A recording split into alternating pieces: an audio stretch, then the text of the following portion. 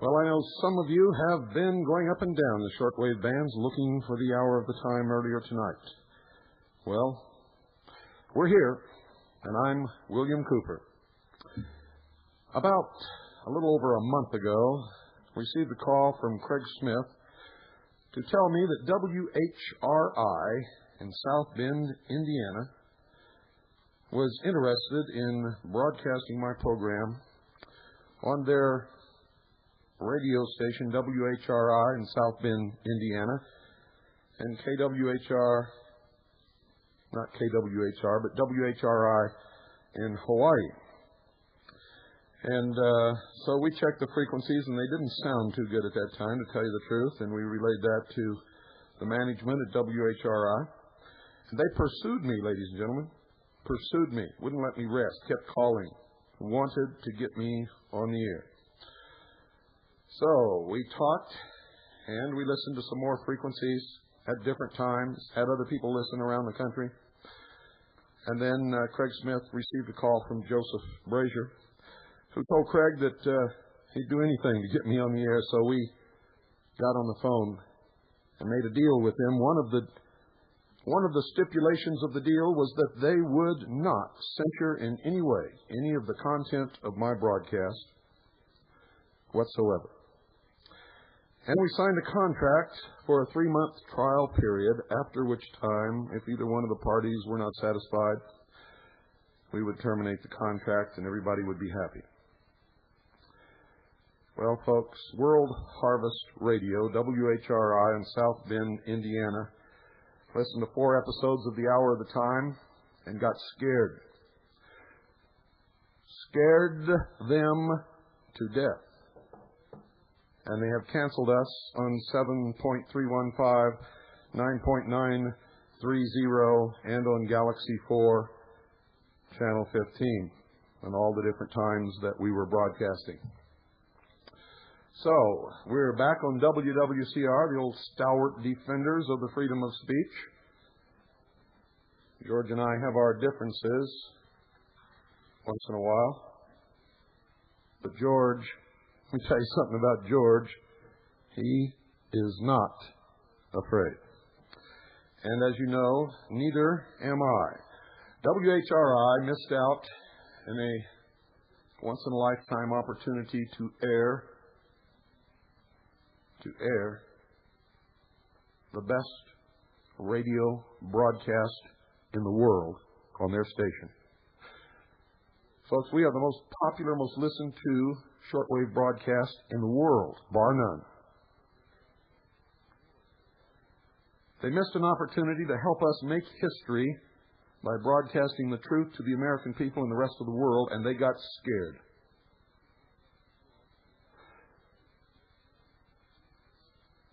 Scared. And that's what's destroying this country, folks, is people afraid. You see, if everybody's afraid, nobody will ever air the truth. And that's one way of controlling the media. In fact, it's the best way to control the media. People are more easily controlled through fear than through any other method that there is. Second best is money. If you can't scare them, buy them. Well, I don't believe that anyone bought WHRI, but I do know from talking to them that they're scared to air this broadcast. And that's okay, because I've been scared in my life until I made peace with death. Now I'm no longer afraid. Nothing can scare me now, and nothing ever will. And I will continue to broadcast the truth to whoever wants to listen on whatever medium that will carry this broadcast. And if at some future date WWCR should get scared too, then we'll figure out another way to do it. This is not my profession. It does not kill me to lose airtime. In fact, I never would be on the air at all if the socialist broadcaster Chuck Harder had not aired some disparaging remarks and then refused to give me 10 minutes to set the record straight. So that's why I went looking for airtime, and that's why I'm here with you tonight, folks. Now, since the ADL has declared war on the patriots in this country, including patriotic Jewish people, all people, in fact, who are patriots, who understand that the Constitution and the Bill of Rights are the only thing that protect us from despotism, from the same kinds of things that happened to the Jews, to the Gypsies, to the Poles, to the blacks, to the Catholics in Germany during World War II. And believe me, folks, the ADL is not Jews, and it is not a representation of the Jewish people. They serve their British masters only. They manipulate the Jews through lies and deception, through that old bugaboo anti-Semitism, by painting swastikas on walls, and by taking out parade permits for the Nazi Party. Do you hear what I'm saying? Don't go away. I'll be right back, because I'm not going to wait for Monday. I'm angry. Patriotic Americans in this country of all races, religions, and creeds have been labeled as right-wing fanatic terrorists threatening to overthrow the United States government, and it is a lie. The label has come from the ADL. We have been called racist and anti-Semitic, and it is a lie. Before I go any further, I want to thank all of the Jewish patriots in this country who have called me and faxed me with their support in this effort and their denouncement of the ADL. And since the ADL is so powerful, I can't tell you who these people are, because I don't want them to get a visit in the middle of the night. For the ADL is also a pack of goons and terrorists who have been known to perpetrate violence on several occasions. Don't go away, ladies and gentlemen. Tonight, you're going to hear the truth for the first time in your life about the Anti-Defamation League of Bnai Brith. And you're going to hear it Monday and Tuesday and Wednesday and Thursday and Friday of next week. And if necessary, on and on, until you understand just exactly who these people are.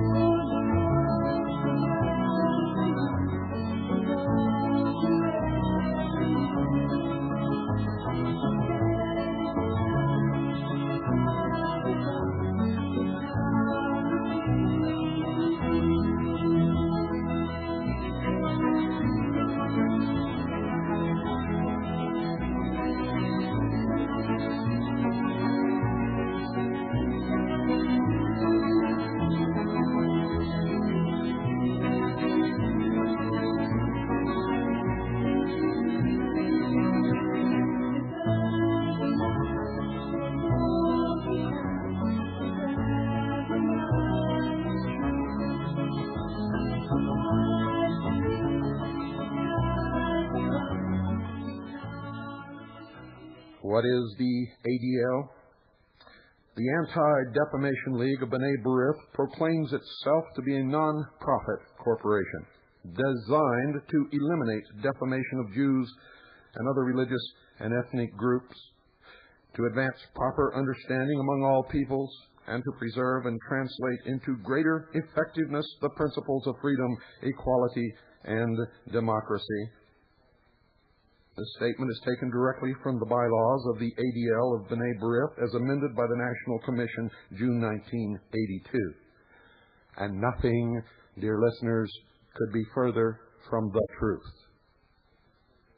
In repeated flagrant violation of Section 501c3 of the Internal Revenue Service Codes, the ADL operates as a tax-exempt public interest corporation.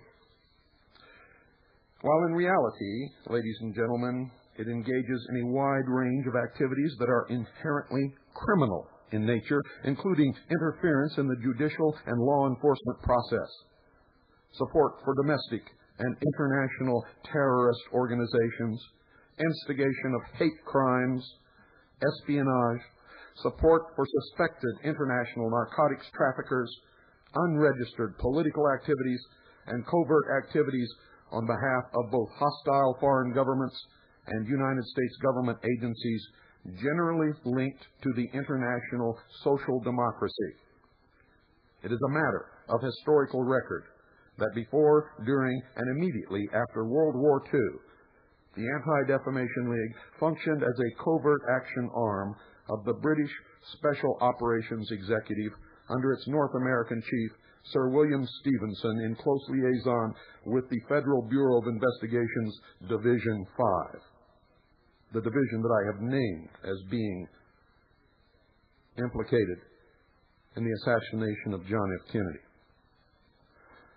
Through its 151-member National Commission and its paid staff maintaining regional offices in 31 cities in the United States and a number of locations in Europe, the Middle East, Ibero-America, and the Soviet Union. In fact, a Moscow office is in the process of being opened at the invitation of President Mikhail Gorbachev at the time this report was written. The ADL operates as a covert strike force whose corrupting influence extends into the pores of the financial community, the legal establishment, the media, and the United States government at the federal, state, and local level. And everything that I am stating tonight and will state in the following nights have been proven, can be proven,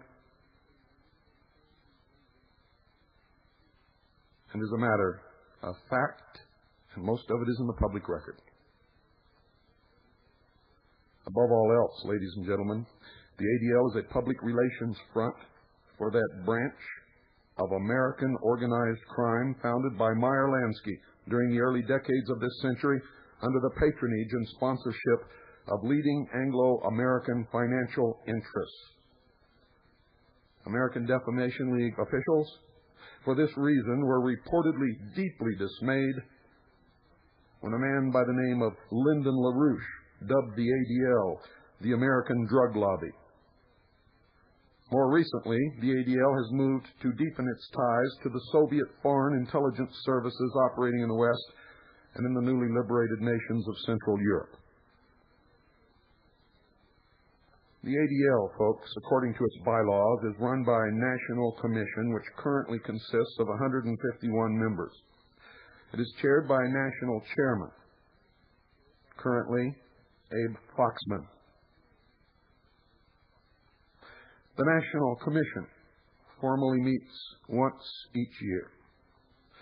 According to Article 7 of the bylaws, in the internal, you can tell what I've got on my mind. According to Article 7 of the bylaws, in the interval between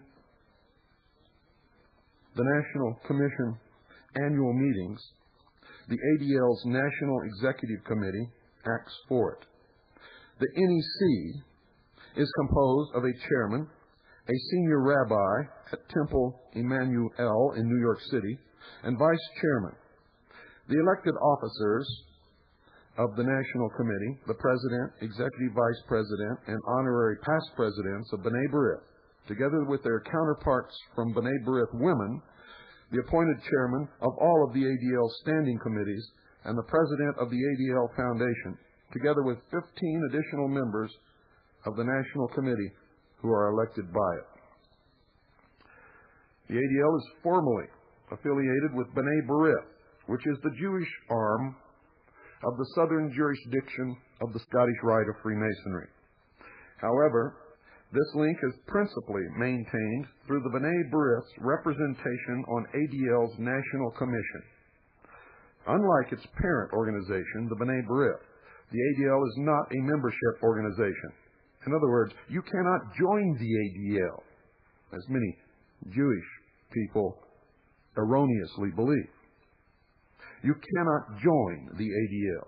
Membership is by nomination or invitation only. In this sense, the ADL bears a greater likeness to the secret lodges of Freemasonry than its Bnai Brith parent organization, which was originally conceived in the mid-19th century as a Jewish branch of British Freemasonry. Remember, British intelligence and the Scottish Rite of Freemasonry was behind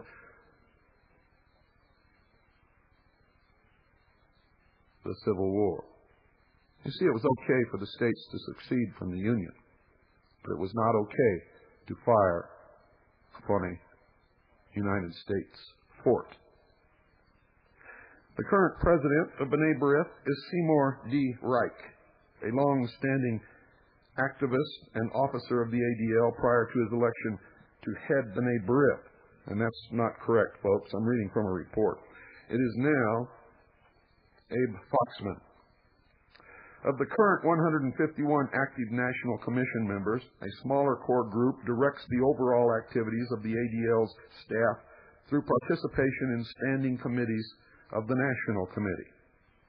The standing committees are organized in precise parallel to the ADL staff divisions and departments, thus permitting the maximum flow of marching orders and other inputs from the National Commission into the day-to-day activities of the League's paid employees. In this sense, Edgar Bronfman and other leading national commissioners run the ADL.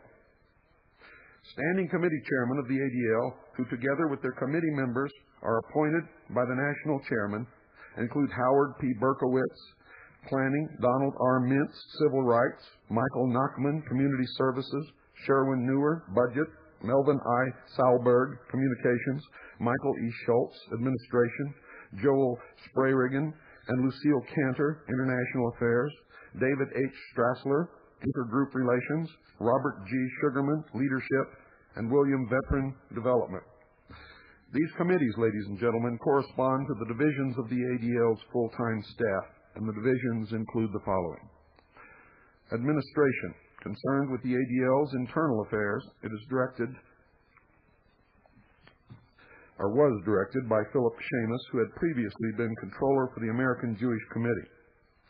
And Civil Rights is a division that works through departments on fact-finding, research and evaluation, legal affairs, a Washington, D.C. office where a task force on Nazi war criminals is based, and 4 regional area coordinators. Community Service. This division directs the 31 regional offices throughout the United States, whose directors work closely with regional boards appointed by the National Committee. Communications handles public relations and the production of material. Until January 1990, its director was Lynn Iniello. And I'm not sure that I pronounced it right. It's spelled I-A-N-N-I-E-L-L-O. Development. It oversees the fundraising activities of the ADL Appeal. Intergroup Relations is made up of departments on education, higher education, campus affairs, interfaith affairs, television, radio, and film publications. Television, radio, and film publications. Television, radio, and film publications. And an International Center for Holocaust Studies. International Affairs compromises departments in the United States concerned with European, Latin American, and Middle Eastern affairs, and yes, I meant compromises, and is in charge of ADL's overseas operations, including the offices in Paris, Rome, and Jerusalem. Leadership recruits potential future leaders and coordinates an ADL National Leadership Conference. The ADL, ladies and gentlemen, has over 300 people who hold leadership or honorary leadership positions. Among this list are a number of honorary vice chairmen who are closely linked to the ADL, but who for various reasons, including government service, cannot serve as active officers. This group includes Senators Rudy Boschwitz, Republican, Minnesota, and Howard Metzenbaum, Democrat, Ohio. Former Carter Administration Secretary of Commerce Philip Kletznick, former Reagan Administration Arms Control Negotiator Max Kampelman, and former Senator Abraham Ribicoff, Democrat, Connecticut, and Representative Sidney Yates, Democrat, Illinois. World Jewish Congress President Edgar Bronfman is also an honorary vice chairman, along with two other major crime figures from the old Meyer-Lansky orbit, bankers Leonard Abetz and Theodore Silbert. With the exception of the members of Congress, all of those that I just read off are honorary vice chairmen and were at one time active National Commission members. Among the active core of ADL operatives are Burton S. Levinson, ADL National Chairman since 1987, and his work with ADL dates back to 1950 when, as a student at Los Angeles City College, he infiltrated a group affiliated with Gerald L.K. Smith. Now he is a senior partner in the Beverly Hills-based law firm of Levinson and Lieberman. Abraham H. Foxman, who is now the head, the ADL National Director since 1987, he has worked on the staff of the ADL since 1965. He was born in Baronowitz, Poland in 1940. Foxman is one of the most mysterious figures in the ADL leadership.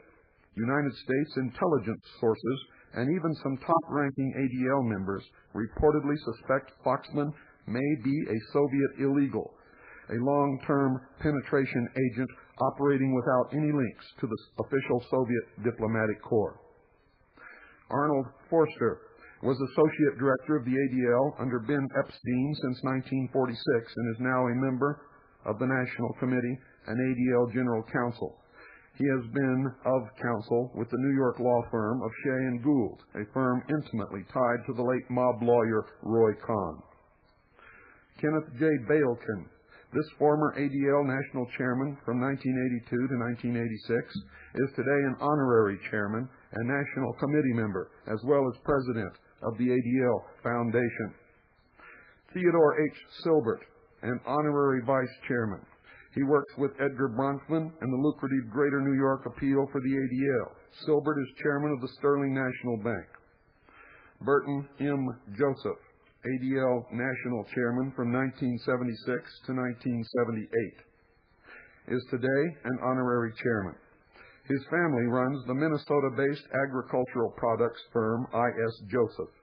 After World War II, Joseph teamed up politically with liberal Democrat Hubert H. Humphrey, through whom he became friends of Max M. Kampelman, now ADL Honorary Vice Chairman and ADL top funder Dwayne Andreas. Together, they formed the Indianapolis ADL Mafia. Edgar Bronfman, ADL Honorary National Chairman and head of its Greater New York Appeal. Erwin Sewell, since 1966, he has headed the fact-finding department of the ADL's Civil Rights Division. Meyer Eisenberg, ADL Vice Chairman and former head of the National Commission's Civil Rights Committee with oversight over the fact-finding and legal departments. He served from 1959 to 70 as an attorney with the United States Securities and Exchange Commission, attaining the position of Deputy General Counsel of the SEC before his retirement from government. In private law practice with a string of Washington, D.C. area firms, Eisenberg remains one of the nation's experts on securities law. It was no public relations gap when in 1985, the Anti-Defamation League gave its Torch of Liberty Award to gangster Morris Dalitz, founder of the notorious Purple Gang and longtime crime partner of the late mobster Meyer Lansky. The present leadership of the ADL is dominated by figures with long-standing ties to organized crime, particularly to the international drug money laundering apparatus. Foremost among these contaminated ADL officials is Kenneth Bailkin, the ex-national chairman who is still an honorary national chairman and a director of the ADL Foundation. While with the New York law firm of Wilkie Farr and Gallagher throughout the 1970s, Bailkin masterminded Robert Vesco's looting of Investors Overseas Service, IOS, of more than $60 million. Vesco, the fugitive financier now living in Havana, Cuba, was an early partner of Medellin cartel dope smuggler Carlos Leder Rivas, helping Leder to set up his marijuana and cocaine smuggling routes through the Bahamas. On April 17, 1989, Robert Vesco was again indicted by a federal grand jury in Jacksonville, Florida, which charged him with involvement in a Medellin cartel cocaine smuggling conspiracy from 1974 to 1989. In January 1980, a jury in the U.S. Southern District of New York ordered Wilkie Farr and Gallagher to pay $35 million to victims of the IOS looting and found that Bailkin had been instrumental in structuring the money laundering and theft scheme at every level. Law enforcement officials believe that IOS was one of the early conduits for billions of dollars in drug profits and was a cash repository used by Meyer Lansky. Recently, Bailkin left Wilkie Farr to join the country's largest law firm, Skadden Arps, in much the same way that Wilkie Farr pioneered the elaborate offshore money laundering schemes that today constitute the bloodstream of the international drug trade.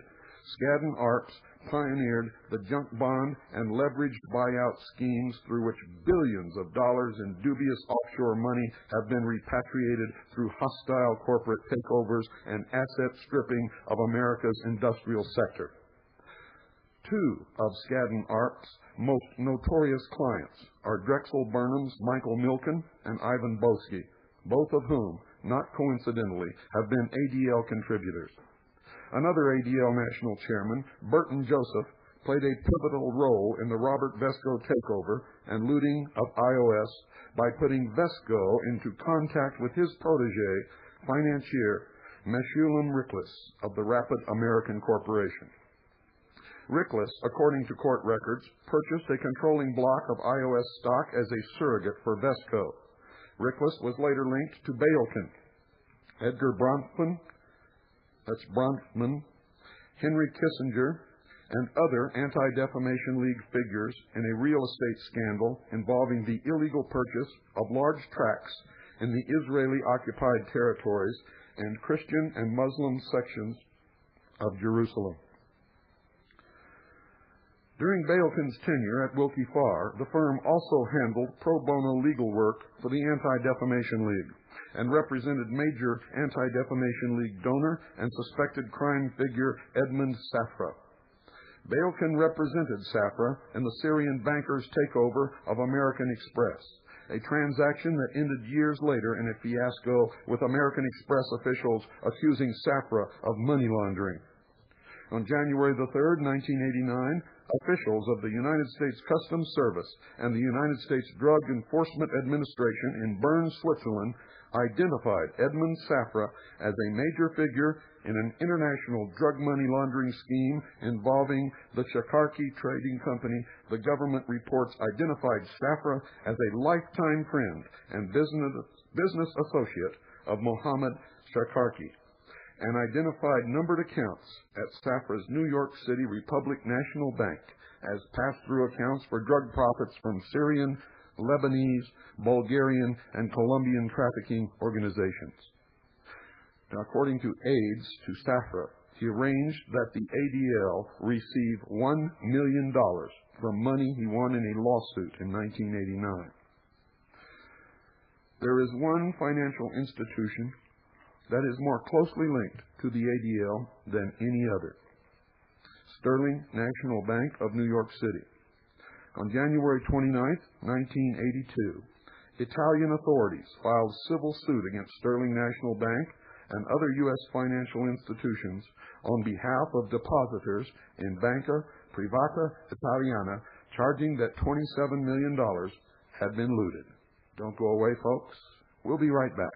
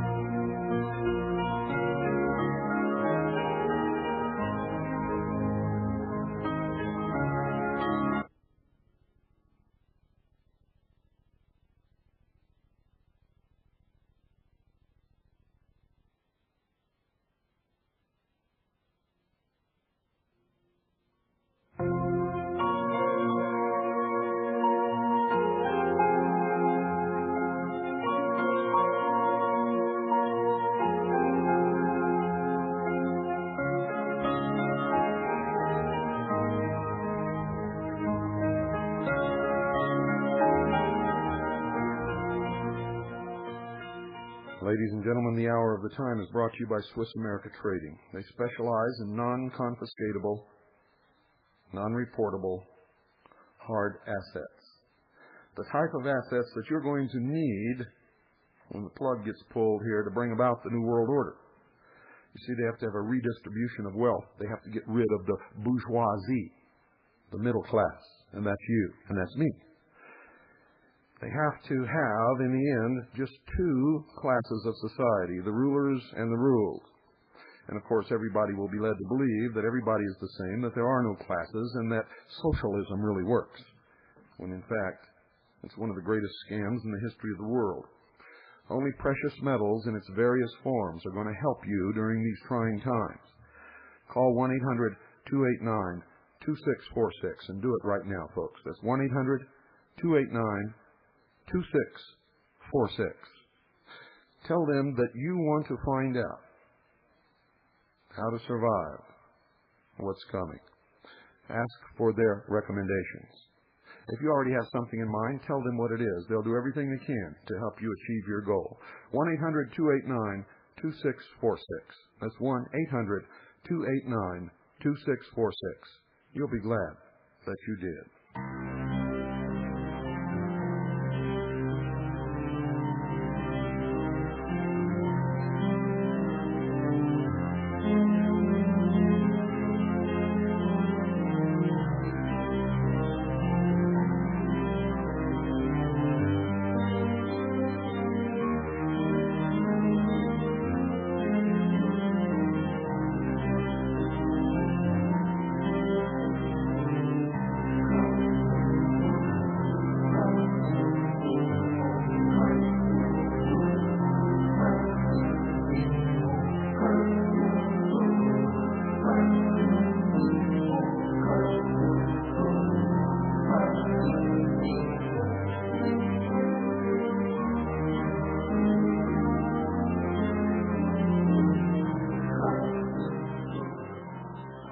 The chairman of Sterling, both at the time of the alleged theft and today, is Theodore H. Silbert, another honorary vice chairman of the ADL and the former head of the ADL Appeal, its major fundraising arm.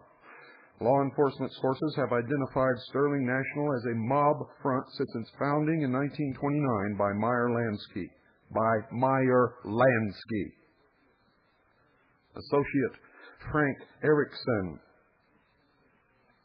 You understand what I'm saying, folks? These people are solidly and completely linked to organized crime. Meyer Lansky's associate Frank Erickson founded Sterling National as a mob front. Sterling National was also implicated in a tax evasion scheme in the early 1980s through another ADL-linked bank director, Arnold Burns, a Reagan-era U.S. Deputy Attorney General. Burns' law firm, Burns & Summit, apparently set up a string of Caribbean tax shelters which shielded millions of dollars in taxable income through non-existent R&D investments in Israel.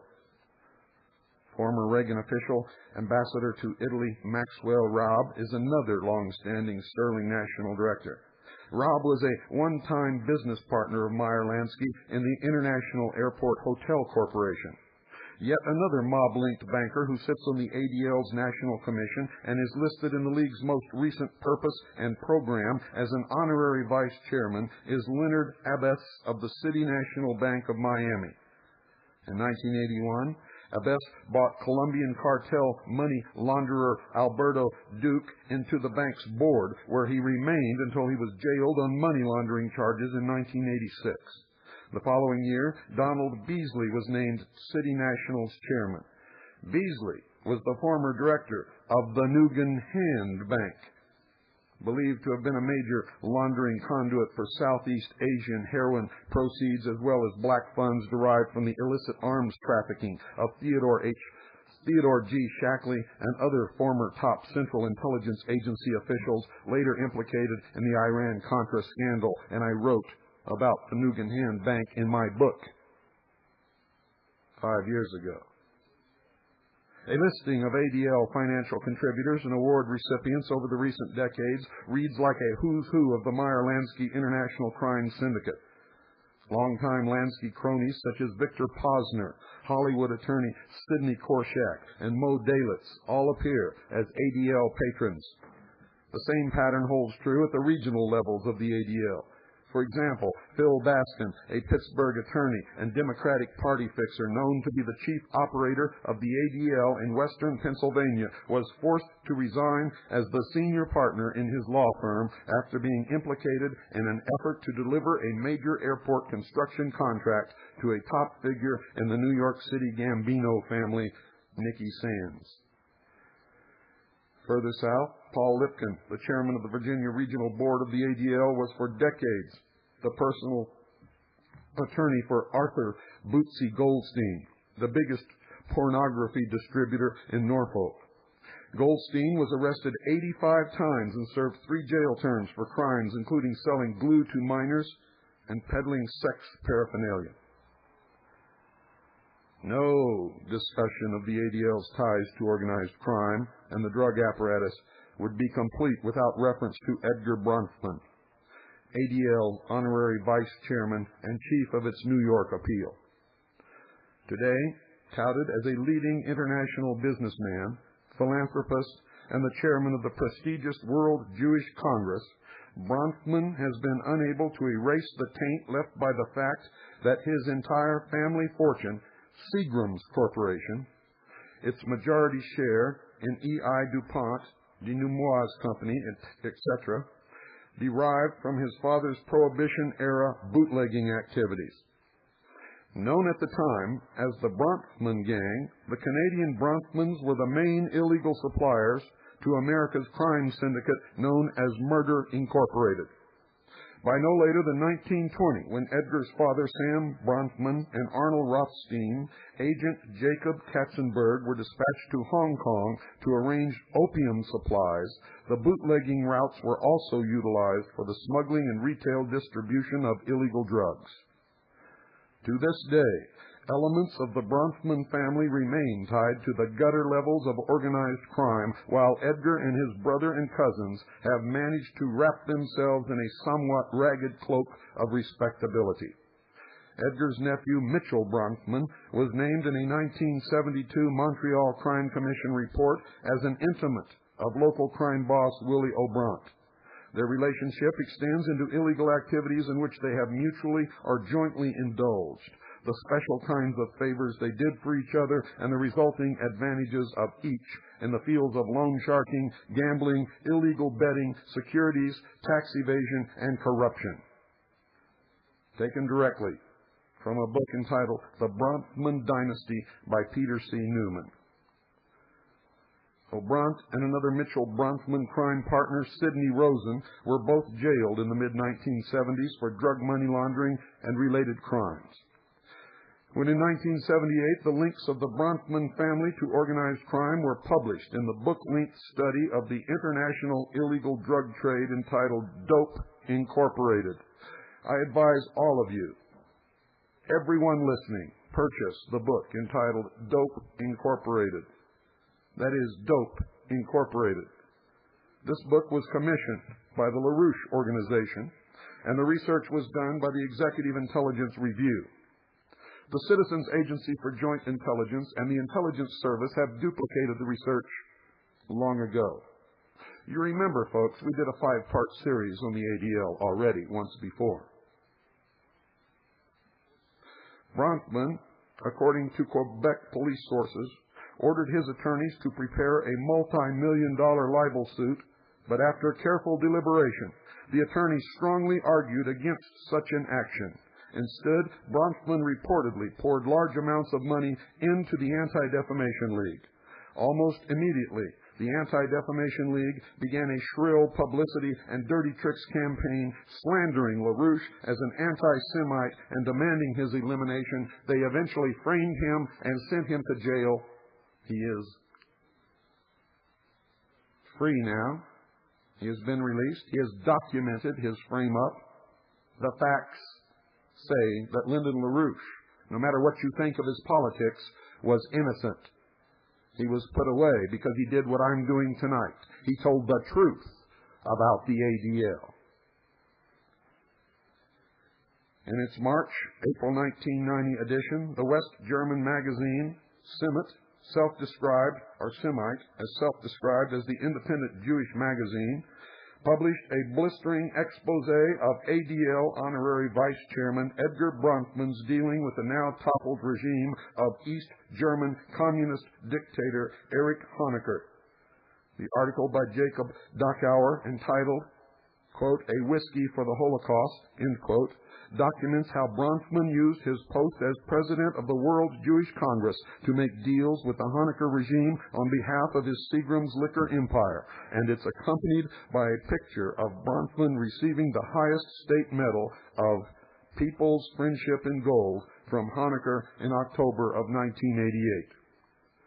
The essence of the Semite expose is that Bronfman used his credentials as head of the once respected World Jewish Congress to absolve the German Democratic Republic of any responsibility for the wartime Holocaust, in return for a series of lucrative concessions to market his whiskey in the German communist paradise. If you're a Jewish patriot, I hope you were listening to that. As the Executive Intelligence Review has reported, Bronfman's courtship of the Honecker regime began in 1986, when an associate of his traveled to East Berlin to meet with Klaus Gysi, the communist regime's Secretary of State for Religious Affairs. Klaus Gysi's son is Gregor Gysi, the reformer successor to Honecker as chief of the SED Communist Party, now called the PDS.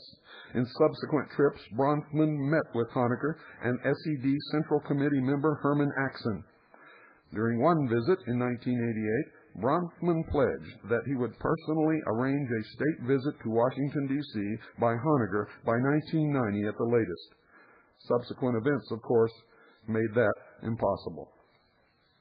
Edgar's brother and business partner, Charles Bronfman of Montreal, became a prominent figure in Canadian East German friendship groups and had veto power over all GDR visas issued to Canadians until the collapse of the communist regime in November 1989.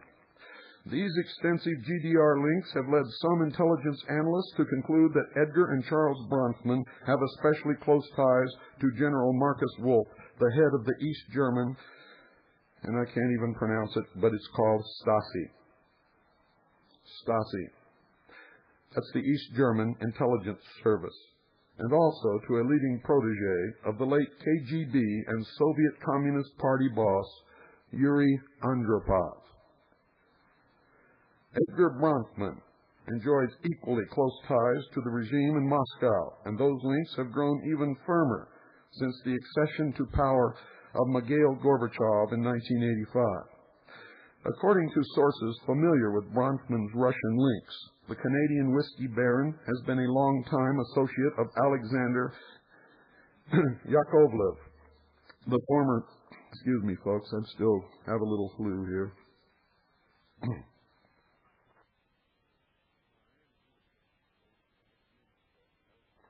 That's better. I had to take a drink. a longtime associate of Alexander Yakovlev, the former Soviet ambassador in Ottawa, who is now one of Gorbachev's closest advisors. Was one of Gorbachev's closest advisors. Gorbachev is now in San Francisco at the Presidio, trying to bring about the one world government. Yakovlev sits on both the Politburo and the newly formed Presidential Council. In scores of speeches and commentaries written since Gorbachev rose to power, Bronfman has called upon the United States to grant the Soviet Union most favored nation status, membership in GATT, and access to the most advanced Western technologies. In a press release issued by his office on March 22, 1989, for example, Bronfman hailed Gorbachev for overturning socialism in one country, declaring, "It is in the United States' interest to prevent even a partial reversal of perestroika." Bronfman is a board member of the United States Soviet Trade and Economic Cooperation Council called USTEC, a collection of American Fortune 500 executives and Soviet trade officials actively pushing expanded trade between the two superpowers. According to a United States State Department document, the Soviet delegation to USTEC is known by the CIA to be dominated by KGB and GRU, which most of you don't know about. It is the Soviet military intelligence operatives. Up until recently, the Soviet co-chairman of the group was KGB General Yevgeny Petrovich Petrovanov, a longtime Stalin ally who survived the post-Stalin shifts and became the head of the Soviet Chamber of Commerce. On January 23, 1989, syndicated columnists Evans and Novak reported on a secret meeting at Edgar Bronfman's New York City apartment, which also involved USTEC officials Dwayne Andreas and James Giffen, together with Morris Abrams and Simak Dinitz. The group reportedly hatched plans to mobilize Zionist lobby support for the repeal of the Jackson-Vanik Amendment in exchange for unrestricted Soviet Jewish immigration to Israel. The genesis of that scheme dates back to January 1985, when Edgar Bronfman, at the governing board meeting of the World Jewish Congress in Vienna, proposed that the organization oppose the Reagan administration's Strategic Defense Initiative on Jewish grounds. Oh, brother. When Bronfman also announced in April of that same year that he would lead the World Jewish Congress in an effort to prevent President Reagan from visiting a German cemetery at Bitburg during his state visit to the Federal Republic, Moscow reciprocated by inviting him to the Soviet Union in his official capacity as World Jewish Congress chairman. The invitation extended by Russian Federation Justice Minister Alexander Sukharev specifically proposed to discuss Soviet Jewish immigration. In similar gestures of support for Gorbachev, Bronfman has taken the point in forcing the resignation of the head of the West German Parliament, Philipp Ginninger, for a speech delivered in November 1988 on the 50th anniversary of Nazis' Night of the Broken Glass anti-Jewish pogrom. In addition, at a widely publicized press conference in Budapest, Hungary, on May 4, 1987, Bronfman branded Austrian President Kurt Waldheim an essential component of the Nazi killing machine. Now, the charges against Waldheim were based largely on Soviet-forged documents and perjured testimony and were part of a major destabilization of Austria and the Vatican. No wonder Bronfman became a frequent commuter between New York and Moscow. You see, weeks after Bronfman's secret New York City planning session on February the 11th, 1989, Edgar Bronfman led the largest delegation of Jewish leaders to ever visit Moscow. On December 13, 1989, Bronfman was back in Moscow again, this time heading a delegation of 100 Western Jewish leaders to attend the opening of a Jewish cultural center. 1 week later, Kenneth Jacobson, the International Affairs Director of the ADL, announced that an ADL delegation would also visit Moscow in early 1990 to pursue President Gorbachev's offer to open an office in the Soviet capital. Next to Edgar Bronfman, Minneapolis grain merchant Dwayne Andreas, who participated in the Bronfman apartment meeting in which the Jews for Grain plot was activated, is the ADL patron most responsible for the deep ties between the League and the Russian regime. Although Andreas is not Jewish, he is one of the ADL's most generous donors. At a critical point in the late 1970s, when the ADL was financially on the skids, Andreas, at the request of ADL National Chairman Burton Joseph of the Minneapolis agricultural equipment firm I.E. Joseph, put up the seed money to establish the Anti-Defamation League Foundation. Andreas's relations with the ADL date back to his early political training by ADL National Chairman Ben Epstein, a relationship that Andreas described during congressional testimony in 1987 as, quote, Mr. Ben Epstein, may he rest in peace, who was my friend for 20 years to his everlasting credit, was my mentor and guidance on the matters of diplomatic positions. I worked with him for weeks on this problem of how to expand trade with the Union of Soviet Socialist Republics, end quote. The September 26, 1986 Wall Street Journal, in a front-page piece titled Gorbachev's Pal, Dwayne Andreas, gains a position as the Kremlin's apparent favorite, identified Andreas as the successor to Occidental Petroleum's chairman Armand Hammer, now 91, as the Soviet regime's favorite capitalist. Actually, Armand Hammer is no longer with us, ladies and gentlemen, and has been exposed as a raging communist. It was apparently Andreas, who has had more private audiences with Gorbachev than any other Westerner, who arranged the invitation for the ADL to set up shop in Moscow, ostensibly in order to help combat anti-Semitism inside Russia. A former State Department intelligence officer told the Executive Intelligence Review that the real purpose of establishing the ADL office in Moscow was to improve the Anti-Defamation League coordination with the KGB in running pro-Gorbachev propaganda inside the United States.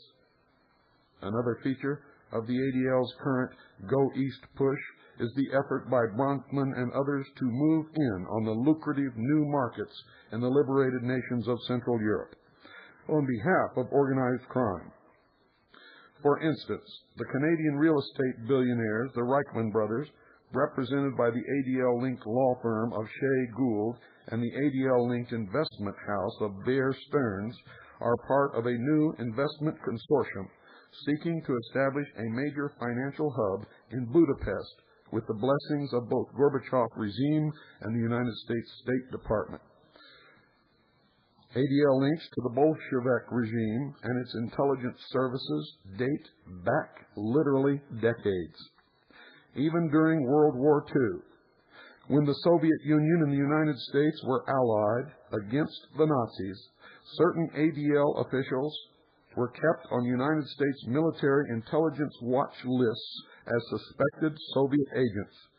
According to one eyewitness account, Sanford Griffith, who headed the equivalent of a fact-finding division during and immediately following World War II, was on such a list.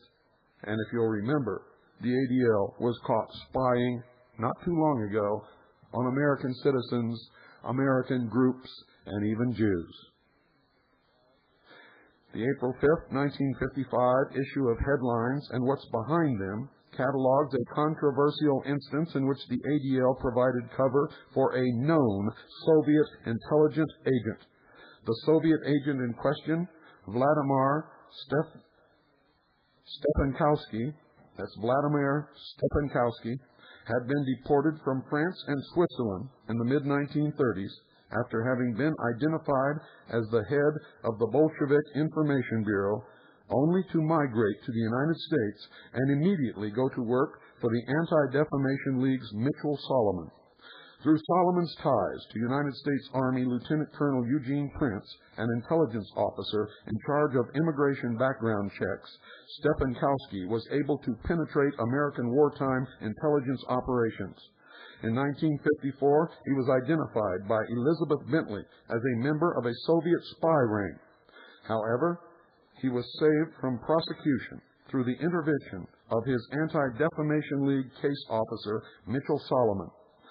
By this point, the ADL had deployed the Soviet agent into the National Renaissance Party of Robert Madoll, a neo-Nazi counter-gang that had been set up largely by the Anti-Defamation League infiltrators in order to create the specter of a new fascist menace inside the United States in order to control Jews and keep them in line. According to the headlines account, the Madoll group attracted a small core of members, principally on the basis of the Anti-Defamation League providing NRP founder Madoll with a stable of prostitutes from the Mickey Jelke Vice ring. Anti-Defamation League officials Ben Epstein and Arnold Forster then reportedly used Stepankowski's information to inundate the Veld Commission, that's the House Un-American Activities Commission, with scare stories that the NRP had swelled to 200 to 700 members in New York City alone. Joseph McCarthy was right, and this nation as a whole did him wrong. Good night until Monday, and God bless you all.